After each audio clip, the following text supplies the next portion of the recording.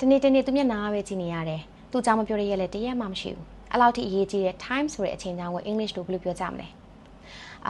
တနာရီရ2နာရီရဆိုပြီးနာရီအတိအကျထိုးပြီးဆိုရင် o'clock နဲ့ပြောတယ်1 o'clock 2 o'clock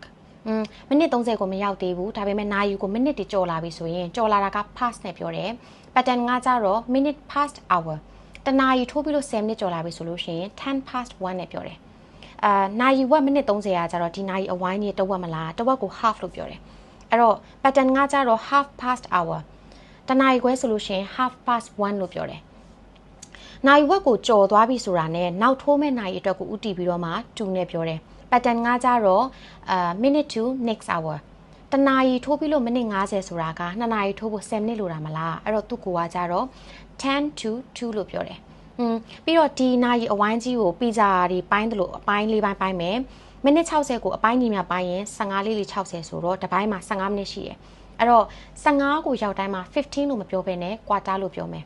တနာရီထိုးပြီးလို့15မိနစ်ဆိုလို့ရှိရင်